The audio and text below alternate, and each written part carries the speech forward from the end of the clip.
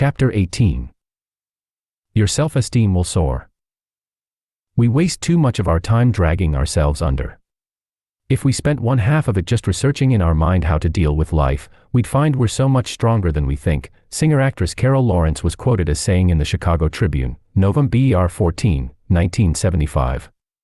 She became a mind control graduate on the recommendation of another graduate, singer Marguerite Piazza. True, most of us are imprisoned by narrow ideas of who we are and what we can do. You will soon experience the exhilaration of smashing these confines and finding new freedoms outside them. When you see what you are capable of, your self-esteem will soar. A number of studies have been made of this, and the results are in. They cover large groups with no special problems as well as others whose self-esteem is obviously in shambles, students as well as alcoholics, drug addicts, prisoners, and the welfare poor. Let us look first at students.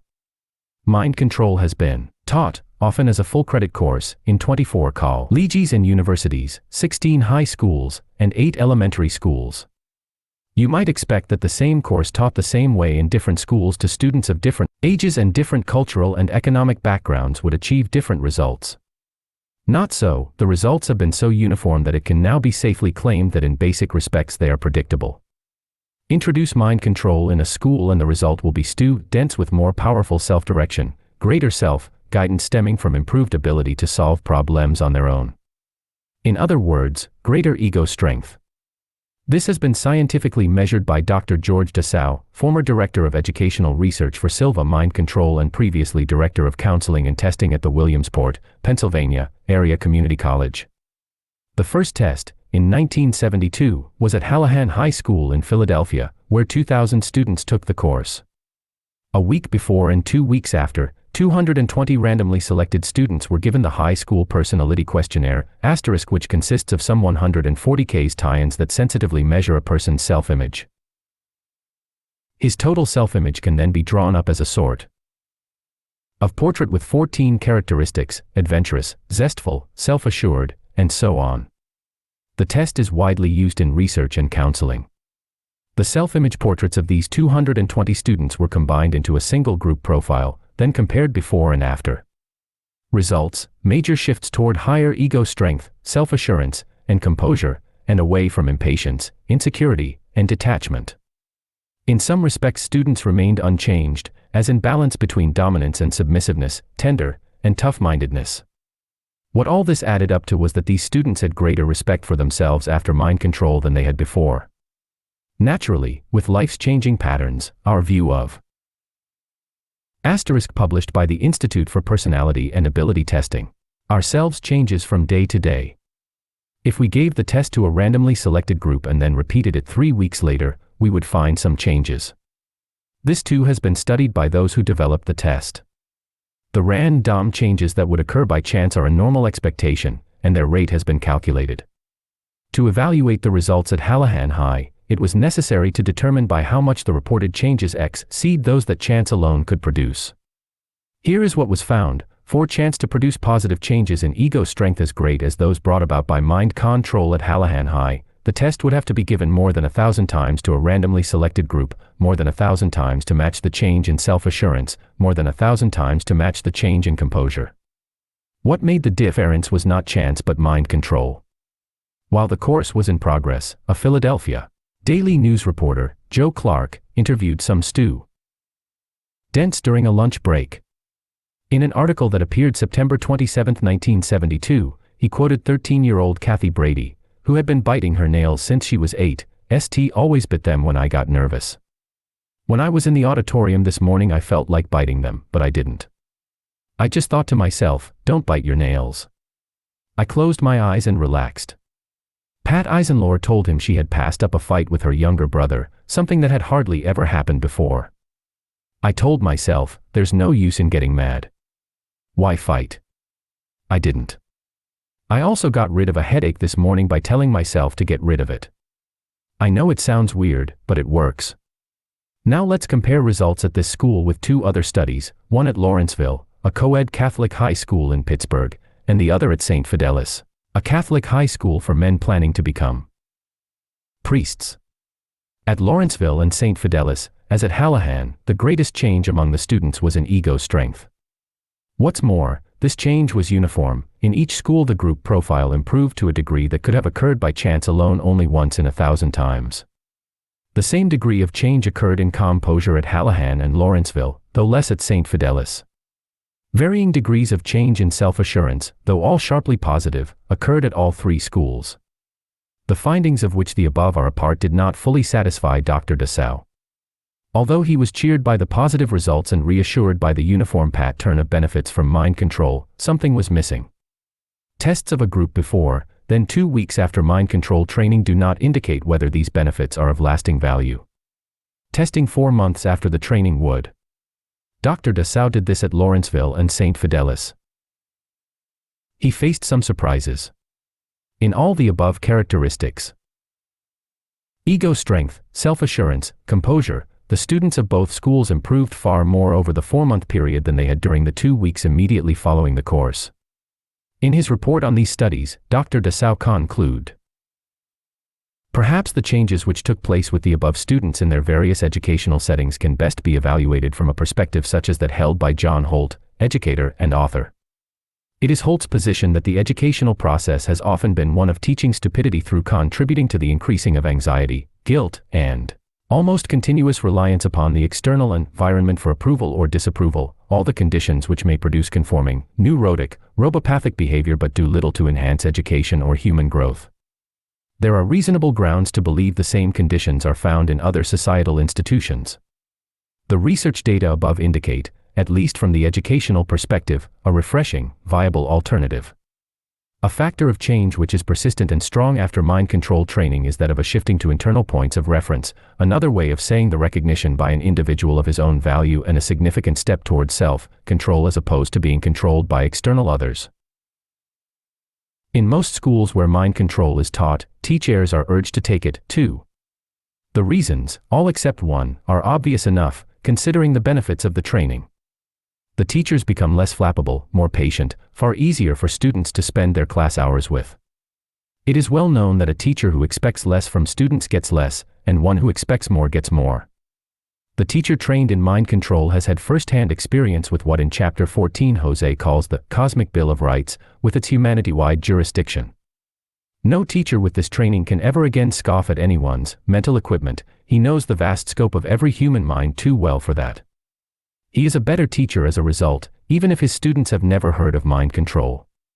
However, when the students and the teacher are mind control graduates, great things happen in the classroom. A grade school teacher in Buffalo teaches her students to tune in to George Washington and other figures of the past to help them study history, using techniques they learned in the final hours of mind control when they worked cases. This way they experience history. And to help them later, when they take tests, they tune into her and find confirmation of their answers. Another teacher, this one on the college level, has her students tune into philosophers for explanations of points they find obscure in their writings. It works, she says. Mrs. Joe Lytle, a mind control lecturer in Virginia Beach, takes special delight in teaching youngsters from ages 7 to 17. Some of her experiences were reported in the Ledger Star of Norfolk, July 16, 1975, under the headline, Students Excel After Course in Mind Control. One of her students was on medication for hyperkinesis. The mother of this overactive youngster is quoted as saying, "The changes were absolutely fantastic after the course. My son was able to stop the medicine and his grades went from C's to A's. Mind control gave him the knowledge that he had the power to change." Another student's grades in junior high school jumped from C's before the course to A's after it. Still another was failing her spelling tests. After the course she made A's on all her spelling tests, and in 1 year her reading ability jumped from 4th to 9th grade level.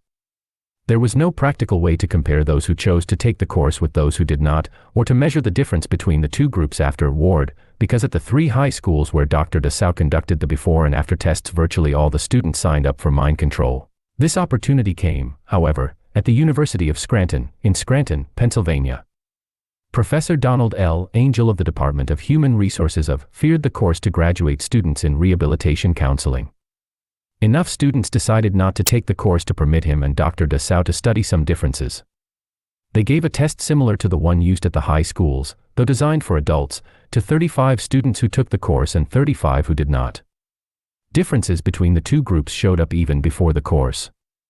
Those who elected to take it were, according to test results, more open to experience and more inner-directed.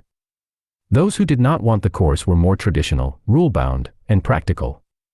A month after the course, the two groups were tested again and, while the original differences remained, other significant ones had cropped up. The one mind control group was more emotionally stable and mature, more self-assured, more relaxed than the other.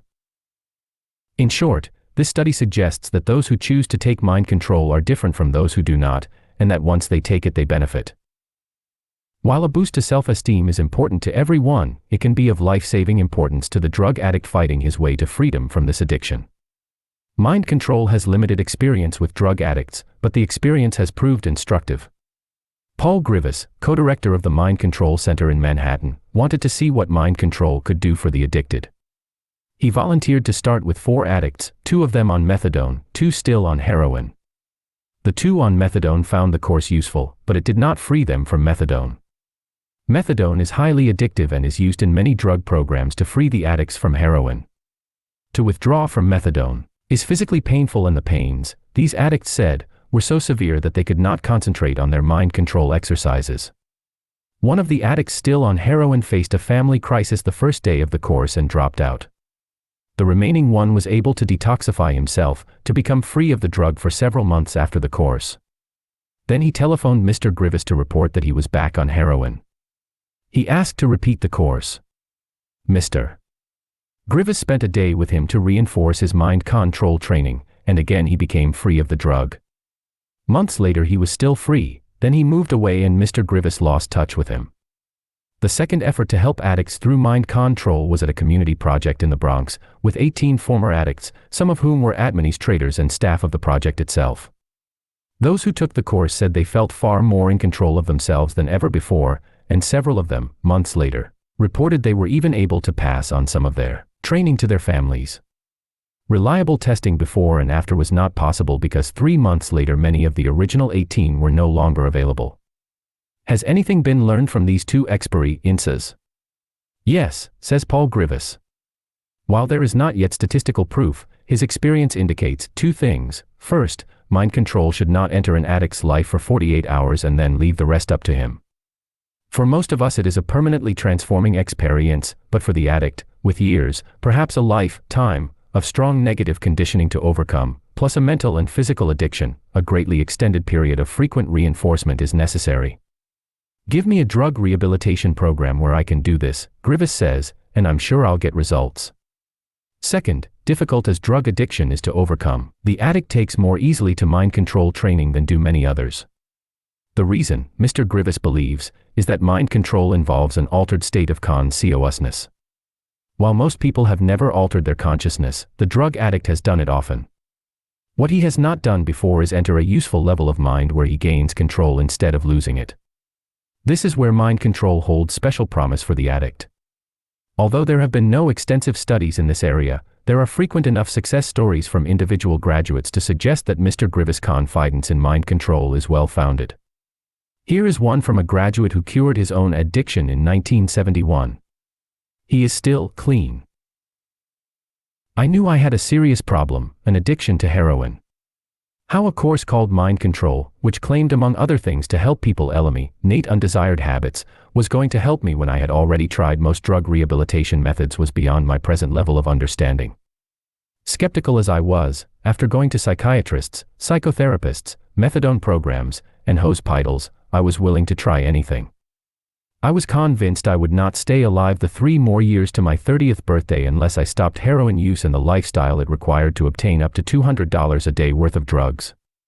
A habit is nothing more than impressions on brain cells that have been reinforced by repetition, said the mind control instructor. Change the programming at the cause level, the subconscious mind, he continued, and you change the behavior patterns at the effect level, the outer conscious dimension. It made sense to me logically. But my emotional levels were telling me I needed to use drugs to desensitize myself to life and the negative feelings I had about myself. Then the instructor gave us a technique for changing our self-image from a weak, no willpower, ineffective person to a confident, self-reliant, healthy self-imaged human being. Still skeptical, but with a glimmer of hope, I began to change myself in my imagination at the alpha level. I programmed myself 3 times a day, morning, noon, and night, that by July 20th, which was 30 days from the date of my initial programming, all desire for drugs would disappear forever. During the 30 days, I continued to use drugs but decreased the amount used slowly, planning it so that I would be off drugs completely by my target date. On that great day in July, I stopped using drugs and have never used them since. It was not at all like the many times before, when I would stop using drugs only to return a few days or weeks later. This time my gut feeling was I genuinely had no desire for drugs. No willpower, no substitute. Tie-ins, no suppressing of feelings and desires. It worked. Free at last. Alcoholism, another addiction, is far more widespread than drug addiction and darkens many more lives, millions of them in the US alone. Its victims also have a desperate need to overcome feelings of helplessness, failure, and guilt, to build self-confidence and composure to ease their return to health. These needs were met when 15 alcoholics took mind control in 1973 as part of a research project at a halfway house where they were under treatment. The results were measured by Dr. Dessau. He administered the same personality test he had used earlier with the graduate students at the University of Scranton and, as in the earlier study, he gave it once immediately before and again a month after the course. The sharpest contrast between these 15 persons before the course and after it was in manipulative behavior. There was a shift in the group profile away from sly control of events toward greater candor and openness in the pursuit of goals, a shift which chance would produce only one time in 100 times. Other changes generally followed the pattern seen among the high school and graduate students described earlier. They had greater ego strength and self-assurance, were more relaxed and open to new experiences, all qualities of priceless value to anyone struggling for freedom from alcohol. One of the most significant changes was a reduction in threat sensitivity, or anxiety. Dr. Dessau wrote, "The area of threat sensitivity, with its high autonomic tenseness and overactivity, may be of considerable importance in understanding the behavior of the alcoholic. It is very possible that alcoholics use alcohol as a means of attempting to balance out their mental/physical symptoms. Alcohol as a response to balance the mind/body in a threat situation could provide relief from that anxiety level. An improved self-concept and ability to handle anxiety would seem to be a meaningful alternative to alcohol." The director of the halfway house reported how each of the 15 new mind control graduates was doing 6 months later. To preserve their privacy, they are simply referred to as subject, or S, rather than by name. Subject 1, no relapse since undergoing a 90-day rehabilitation program. S since taking the mind control course has progressed from a very passive, withdrawn individual to an affable, outgoing, and dry-witted humorist. Subject 2, since taking mind control, S has not experienced any relapses and has left the residency and treatment program at the halfway house. It seems that S is developing a sense of well-being and confidence in self. Subject 3, no relapses since undergoing rehabilitation treatment in hospital program. Since the mind control course, S has experienced definite progress in AA program. Subject 4, no relapses since hospitalization prior to taking mind control. The mind control course has very definitely reinforced his therapeutic treatment program. Subject 5, no relapse has been experienced by S since discharge from hospital rehabilitation program. Subject 6, no relapses. The S's sense of well-being is very definitely improving. Improvement is reflected in an apparent stabilization of his entire family. His grades in college have also improved. Subject 7, to date S has not experienced any relapses. After mind control course, S discontinued AA program. However, it is evident that he is living the AA philosophy. Family relations are also seemingly improving. Subject 8, no relapses since taking the mind control course. Family relations have vastly improved. S has changed from a caustic, angry type of individual to an affable, love thy neighbor temperament. Subject 9, the subject, a female, has had no relapses and is presently employed. Subject 10, no relapse.